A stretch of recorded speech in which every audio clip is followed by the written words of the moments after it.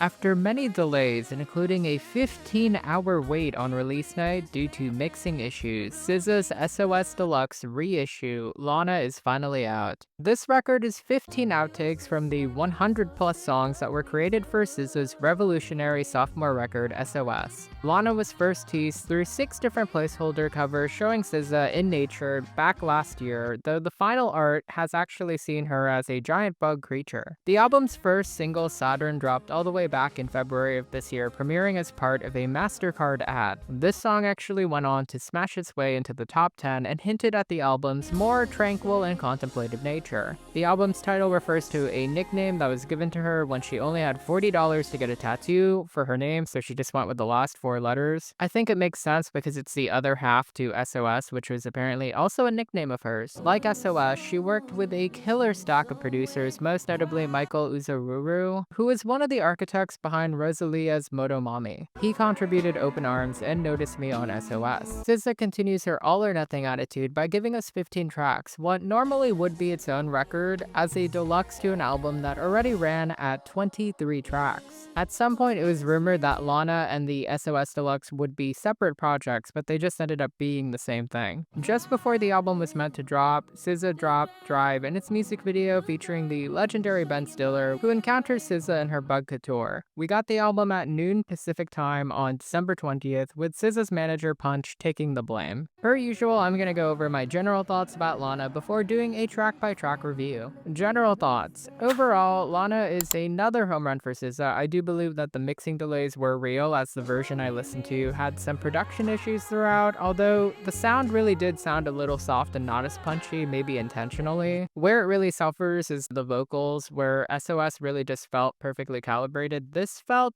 pretty rushed. I was personally concerned that it was my headphones that were the problem, as it does sound a little bit better on speakers, but it is a little rushed. Sonically, the songs are pretty cohesive compared to SOS's more chaotic and eclectic mixes of genres and emotions. You can tell that LANA was curated and crafted by a calmer SZA who wasn't in the throes of disaster. Thematically, this record seems to be about the new SZA, the one that's healed from trauma and pain of her past, something that really influenced the naturey look and feel of the record. My initial highlights were What Do I Do and Chill Baby on my first spin, mainly because they do feel like they're on the cusp of being included on SOS. Diamond Boy and High Quality, after listening to snippets on SoundCloud, is still surreal to me, and I just felt like Joni, which was a track that leaked a while back, should have made the final listing, because it would have been just nice to have for completion purposes. It contains one and only one feature with Kendrick Lamar, a frequent collaborator and fellow tour mate on the upcoming Grand National Tour. 30 for 30 does not disappoint. BMF was actually meant to feature Lizzo at some point, according to rumors, but that was cut. Probably for good reason, as the song is great with just Solana on it. One thing I have to credit this record for is its commitment to capturing airiness in a dreamlike haze. It was something that I caught on my first listen. I just feel like some will debate whether or not this counts as its own work rather than a deluxe, but I see SZA's vision. I would have definitely put this album after the base record in terms of track listing. I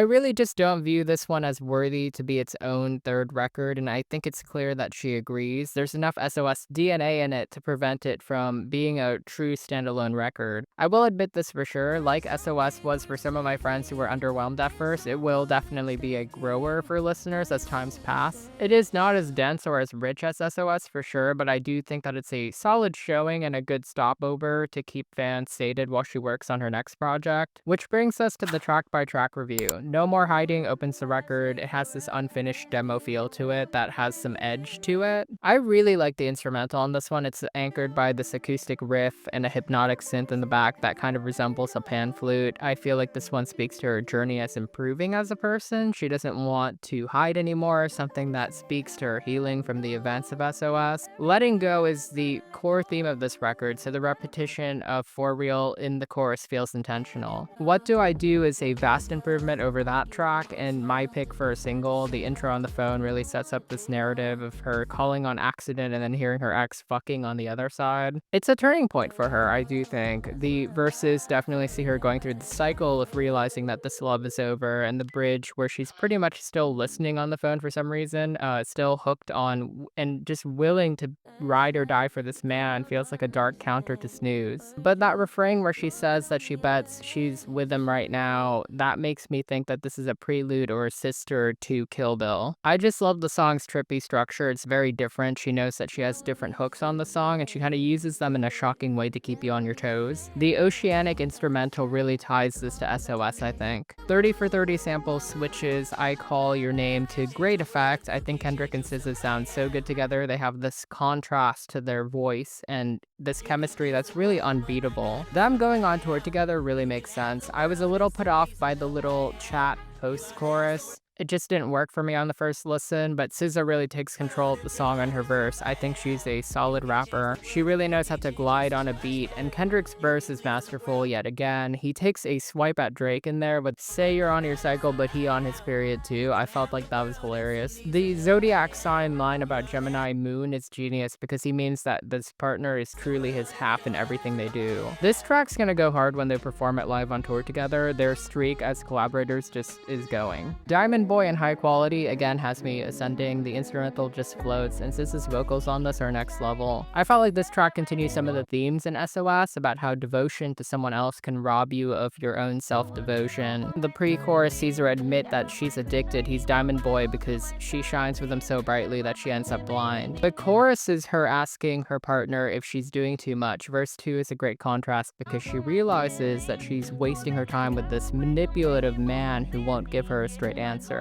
I thought her saying 2 a.m. was a very clever callback to her Control Deluxe track. But the real highlight to this track is verse 3, which sees her say that she made 50 mil off her feelings and that being OD is just a part of loving her, you know, take it or leave it. I think it's a flex to see her own that part of herself. I feel like that's her self-acceptance arc. BMF is the earworm on the record. I will listen to this one constantly. I feel like it's as catchy as Prom. It is the poppiest track. It just works. It samples the iconic bossa nova track, The Girl from Ipanema, but she shifts it to The Boy from South Detroit, and throughout the song, where the boy is from shifts from West Compton to the south of nowhere. One sweet part of the song is a subtle shout out to Nipsey Hussle with that name dropping of Slauson. I feel like this is the track with the most confidence and soulfulness to her voice as she effortlessly shifts melodies throughout the track. I feel like the bridge is ethereal. The final chorus reconfigures one last time before she fades it out. This one again, I will be spinning this one the most. It's breezy, but it's dense. It's rare to have something so wordy and conversational feel so light.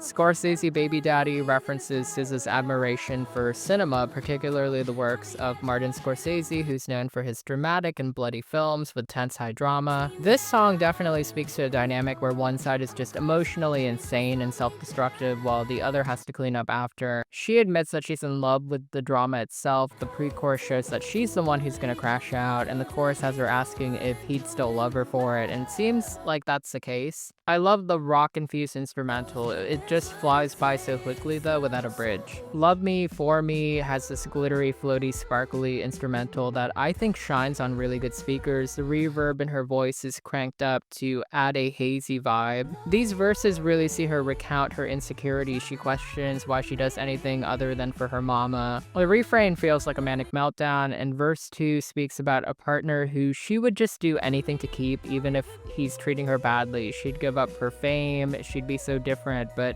she also knows that he doesn't see her. The outro sees her pack it all in and realize that she's just gotta live life for herself, and I feel like that's a nice turn of maturity. Someone pointed out to me, someone who's a really big SZA fan pointed out that the ooze at the end might actually be a reference to Julia on her EP Z, which I think is a cute little nod 10 years after the fact. Chill Baby has this beat behind it that feels like one of those relax and study chill wave videos, but SZA does make it her own. I like that she follows the drums with her voice. Her woos blend in with the instrumental. The chorus is very straightforward as she climbs into verses talking about her learning patience and hope again. It's towards the end of the song that the chorus isn't really addressed to the listener, but rather at herself that I realized that was the case. The Defying Gravity line had me thinking, and Lil Yachty did do a great job producing this one. My Turn sees SZA finally set some boundaries. She's turning it around. She's the one who's just gotta, do the hurting after she's learned and carried the burden. Verse 2 is my favorite because you see that SZA just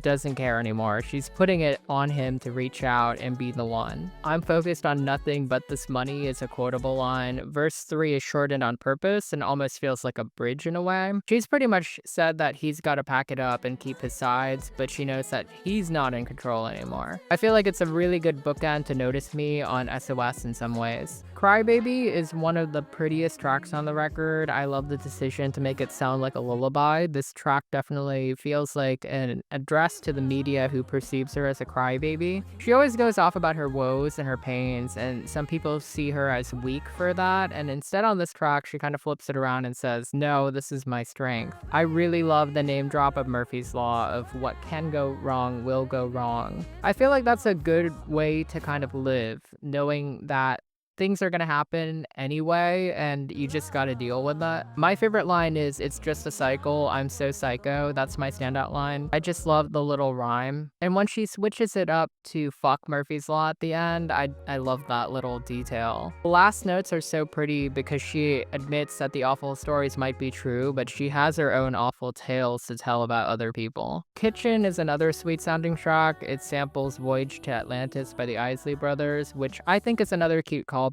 to SOS's Ocean vibes. The track's delicate production and cute vocals contrast some pretty harsh lyrics about a toxic relationship that sees her yet again crashing out, this time on shrooms, and cursing her man. She refuses to let him abuse her, so she just leaves, but sometimes she'll delusionally dance and kiss him in the kitchen, but she doesn't really forgive him. Get Behind Me is an interlude that had me cracking up on my first listen. I think it's so beautifully produced. You can actually hear her crash out and realize that she's dealing with a devil as she rebukes him. I just feel like it's such a sweeping little moment to signal the final act of the record, which I consider the strongest part of the record. Drive feels like the most polished of all of these tracks. I feel like it's a return to form, her waking up after a long slumber, which I think isn't really about relationships, but her break from music and her willingness to kind of move on and find new love. Verse 1 sees her realize that she's alone, successful, but very isolated.